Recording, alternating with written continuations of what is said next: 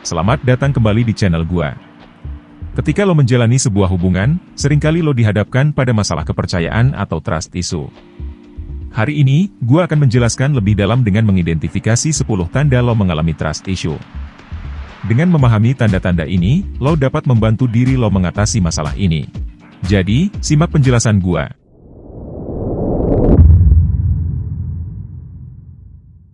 Trust issue adalah istilah untuk menggambarkan rasa sulit percaya kepada orang lain. Hal ini dapat dipengaruhi oleh beberapa faktor, seperti trauma atau pengalaman buruk di masa lalu, hubungan yang kurang baik dengan orang terdekat, atau kondisi obsesif-kompulsif disorder, atau OCD. Jika lo menemui ciri-ciri tentang masalah trust issue yang akan gua jelasin di diri lo, maka sebaiknya lo mulai merecovery diri lo. Ciri pertama adalah peka terhadap perubahan kecil orang lain terhadap lo. Jika lo mengalami trust issue, seringkali lo sangat waspada terhadap setiap perubahan kecil dalam perilaku atau rutinitas orang lain. Lo mungkin secara berlebihan memerhatikan detail dan mencari tanda-tanda ketidaksetiaan atau pengkhianatan. Misalnya, perubahan perilaku, perubahan sikap orang lain terhadap lo, atau perubahan suasana yang mengintimidasi lo. Di samping itu, lo juga akan sulit untuk membuka diri. Ketika lo memiliki trust issue, lo cenderung kesulitan untuk membuka diri secara emosional. Mungkin sulit bagi lo untuk berbagi perasaan, pengalaman, atau bahkan mimpi lo karena takut akan kepercayaan yang dapat terluka. Hal ini dapat membuat komunikasi dalam hubungan menjadi lebih sulit. Lalu, lo juga akan memiliki sifat pelin-pelan, atau percaya dengan cepat, tetapi juga curiga dengan cepat. Paradoks trust issue adalah kemampuan mempercayai dengan cepat tetapi juga curiga dengan cepat. Lo mungkin menunjukkan keinginan untuk membangun kepercayaan, tapi segera meragukan niat baik seseorang. Misalnya, lo dapat cepat mempercayai orang baru, tetapi juga cepat merasa khawatir bahwa kepercayaan tersebut akan disalahgunakan. Selain pelin-pelan, lo juga biasanya akan sulit menerima pujian atau afeksi. Lo mungkin merasa tidak layak mendapatkan perhatian positif atau bahkan mencurigai niat di balik pujian tersebut. Menerima pujian atau afeksi dapat menjadi tantangan buat lo yang mengalami trust issue. Hal ini dapat menciptakan hambatan dalam membangun rasa percaya diri yang sehat. Selain rasa percaya diri yang rusak, lo juga akan menjadi posesif atau meminta kabar secara berulang-ulang. Orang yang mengalami trust issue cenderung membutuhkan konfirmasi berulang-ulang tentang keamanan dan kepercayaan dalam hubungan. Hal ini dapat tercermin dalam pertanyaan berulang dan kebutuhan akan bukti yang jelas. Misalnya, lo sering meminta konfirmasi bahwa segala sesuatu baik-baik saja, atau merasa perlu untuk memverifikasi aktivitas pasangan berkali-kali. Selanjutnya, lo juga mungkin akan sering mengecek aktivitas pasangan lo. Pengecekan secara terus-menerus terhadap pasangan merupakan salah satu ciri umum.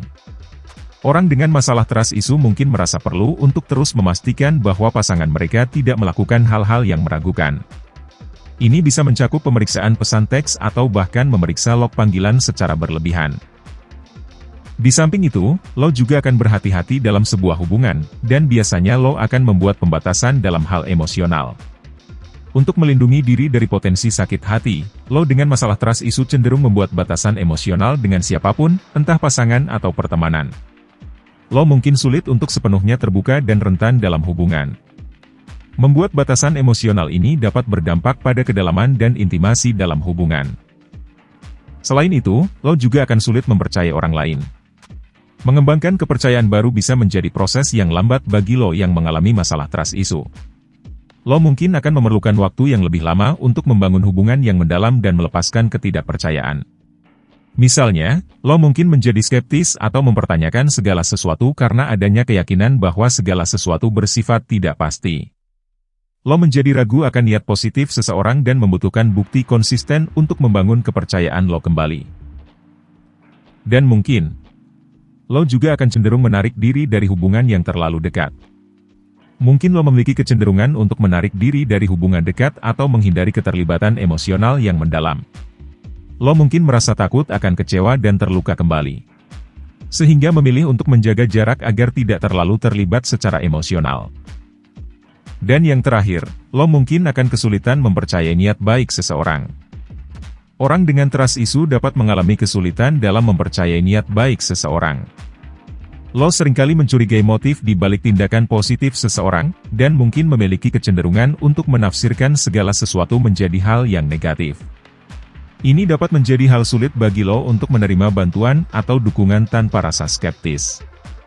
Mengatasi trust issue dapat dimulai dengan merefleksi diri untuk memahami akar penyebabnya. Penting untuk bercerita kepada seseorang yang lo percaya untuk memberikan dukungan dan membangun kembali rasa kepercayaan lo. Mulailah secara bertahap mulai dari hal-hal kecil, dan cobalah untuk terbuka serta mengekspresikan apa yang lo rasakan.